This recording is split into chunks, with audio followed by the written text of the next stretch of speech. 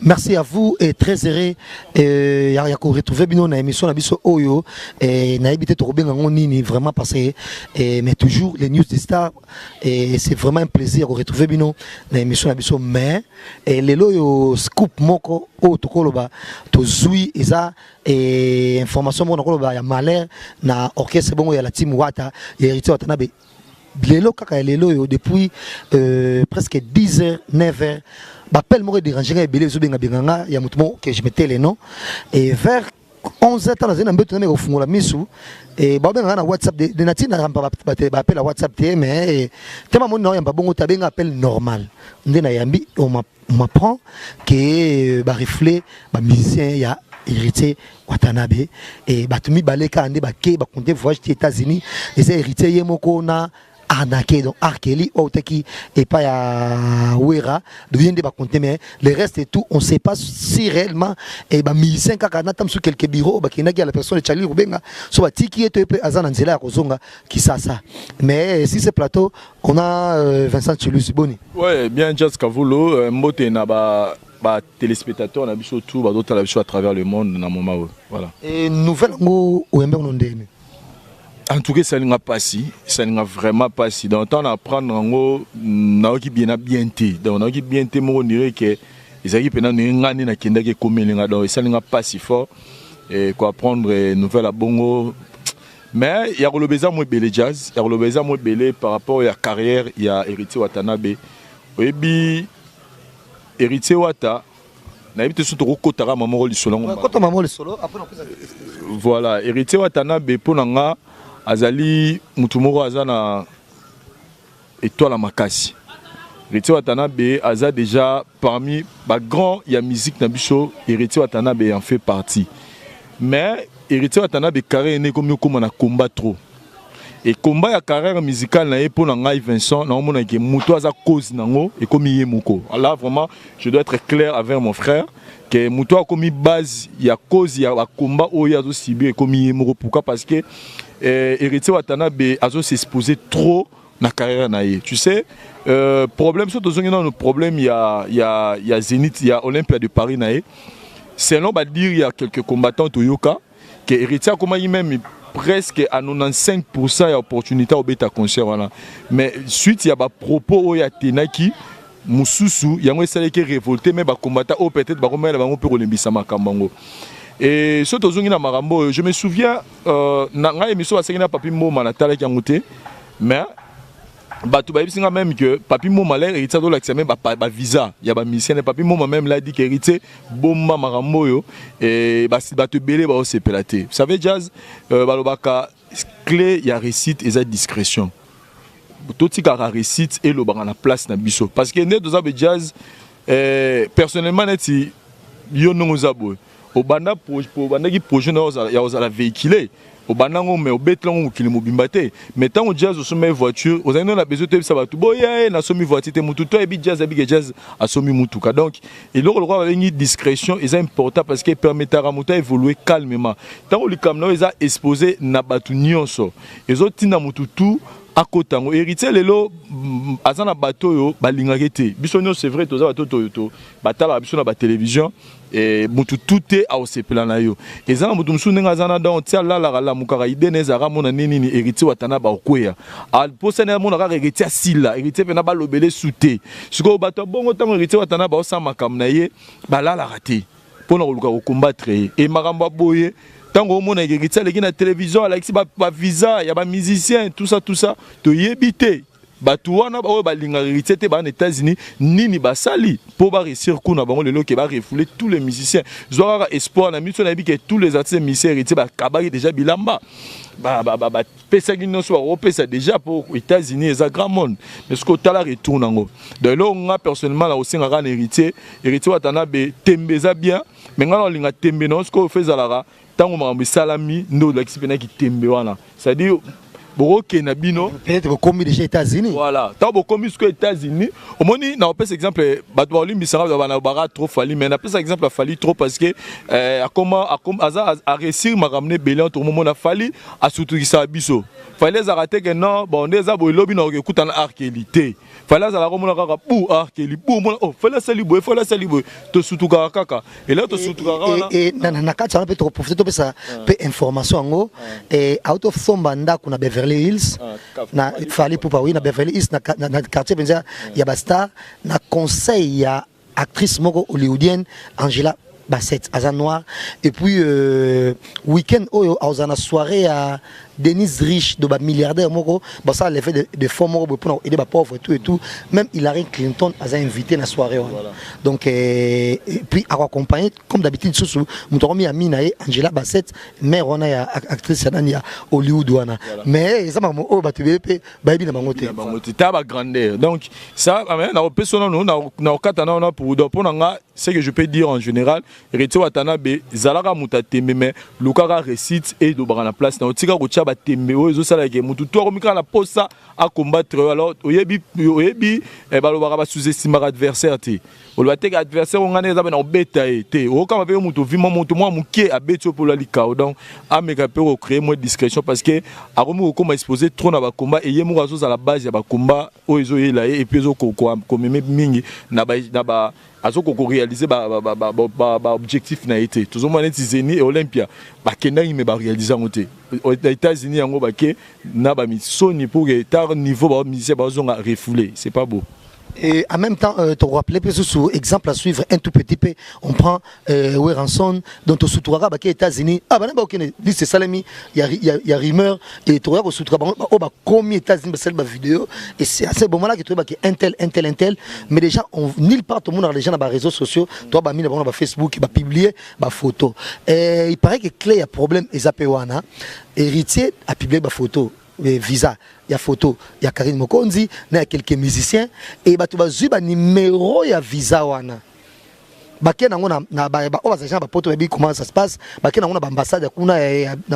et service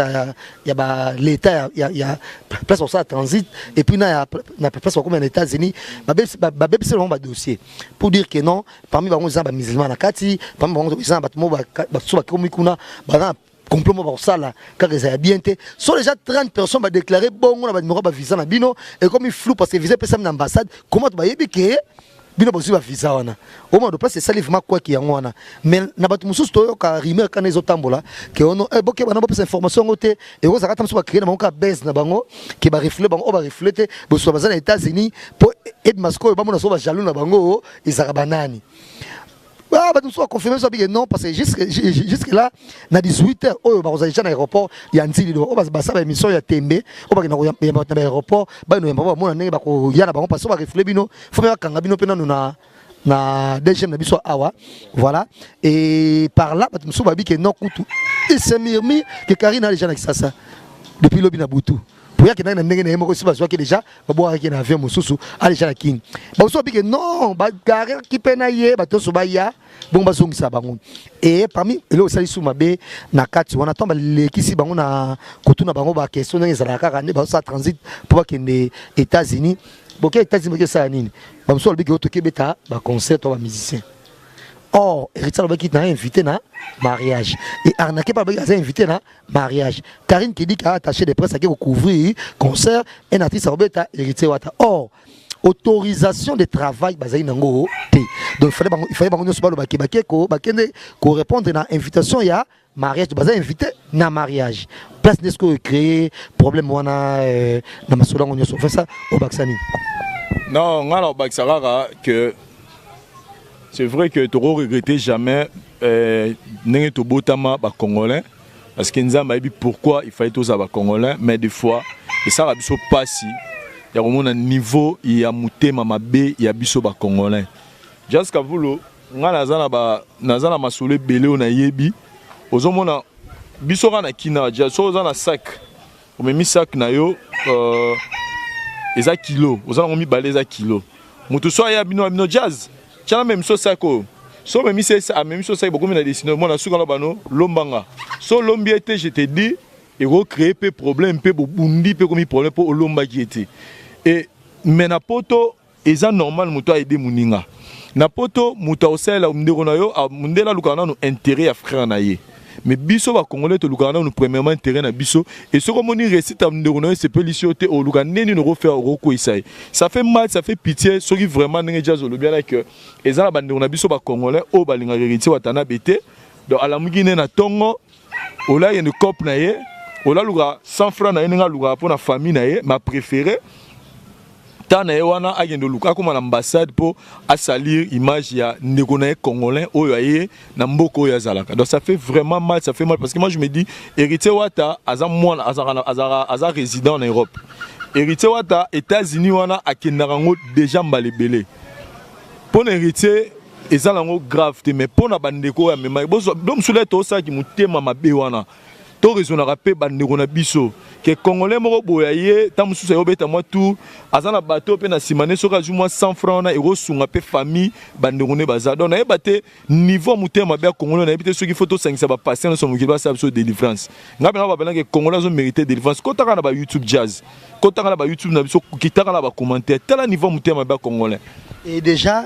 toko baksasu mukieke na quelques journalistes au bazar pensa ba pro watate et au bazar vraiment ba pro mukie karinte et jour no qui ne peut pas quelques journalistes parce que ba au ba inga bangote parce que j'ai pe na aéroport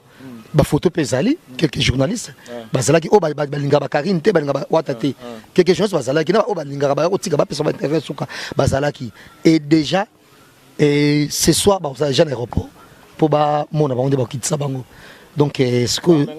et en gros système nyoso wana ngana lo bara na Karine Mokonzi ma consoeur on a des très bonnes relations et puis na lo bana ba mbérande on a tout ya la team wata que bazara na courage eza makambo yaka na vie so bazo combattre OTC koze loté donc faut pas combattre des fois pour ba ozana ni Karine Mokonzi États-Unis wana ke wana ata sali jour moi ata sali 2 jours mais l'essentiel accueilli ache pas il y a déjà amené na vie nae et ça est déjà bien na baneka za na courage mais dans l'ensemble na osenga na bandeko tout auto za na Congo awa eza ba chroniqueur surtout ba chroniqueur to landa exemple à Pamela Chekola a surtout qui ça mukili mobimba kaza na France a beta li solo na mutute mais tant comme na France biso nyonso toyeba ye Pamela komina France avec na précédé ya relaxa biso ke a okende France pa eba ke so ina komi ba roye ba na komi na France donc wana na osenga pe na ba chroniqueur parce que ba te belé ba ba projet okende ba poto ba jazz ba te belé ba zo ke ba poto ba kala mingi te même mukolo bo okende bo zala na mwangele bo zala mwa bokanga mwa munoko parce que congolais alinga ndune congolais te congolais bika relaxa ndune mutema mabe abi relaxa ndune ndeni ni a fois souffrir na vie donc voilà jason la ba ngwana la ba chroniqueur mais na wata en tout cas donc na sara wata asala mwangele azoza la trop combattu pour à tout l'accès qui tembe trop tembe wana eza bien mais la race qui a réalisé objectif nae ndé a relaxa ba tubena tembe no botala na commune États-Unis pour ceux qui na discrétion ceux qui ben abisongote nande ba refoulé bango mutu pa nga yeba azati mais fait que yeba na mukilo mbalelo et comme sujet ya mokeri pour na batu belé voilà. Et par là, aussi ces émissions pour ça héritier que ça ne sert à rien. Ceux qui ont membre bongo au Italie vie nayo, to carrière nayo, to orchestre nayo jeune d'ailleurs orchestre nayo, aussi l'exhibition makasi parce que tout le monde parce que ben numéro ba visana poyo au public qui te mbele pe batmanga baso numéro pas que déclaré il fonde l'ambassade que voilà il y a quelques têtes bazana ba terroristes ba musulmans bon déjà bobi gouvernement train bazar sensible na ba musulmans tout et tout na terrorisme généralement et ton appel vraiment très prochainement bloc bon et zongela yote ko sala sol kamoza donc mouton so c'est pas bonheur na yote on a guerre na mouton on a course na moutute moutate na ozami ça zapete yo mon volonté na yo de mon sous peut belé il faut ça la monter parce que toi ko le bakate ko mo muké parce que déjà oza ceux qui muké 82 de âge nous on a 81 82 surtout ça toute sa sommation tu es dans les 35 ans au bout jappe moi na tiana on jappe mko tout monaki nani ba photo na ya comme ça et jeune fille donc faut ba pema mon sous qu'on a retenu parce que tout le monde sait pas aux ça la tête parce que yo ou parce que tout le monde ba ebi o batanga na yo ou mutu za très sage ou mayele et au il faut répondre nous va même répondre était or avant qu'il ne peut faire coaching peut et ça les maquer na immigration tout ni bino boy football ba boy regarde ce que yo oleki na arnaquer et batino so bazong si bango et comme ce que semaine nyonso sujet ya moquerie na kisasa pour na refoulement na ba ministre bazui mais déjà batino so balanda biso to sele miso lelo et côté peka lelo mais na 18h lelo o ba zo numéro émission avant 18h bazana tangu mbango déjà na aéroport qui ne peut pas sous ça tembe so ba eto parce que j'ai un avion Air Bruxelles, si je me trompe, ils ont qui ça. Vincent, nous arrivons à la fin de cette émission. Et le banon Souka et puis nous sommes au Koloba. Non, le Lobassou qui a courage, na Watanabe, mon frère Ngana savait que biso to ba jeune, to za derrière, to soutenir ba jeune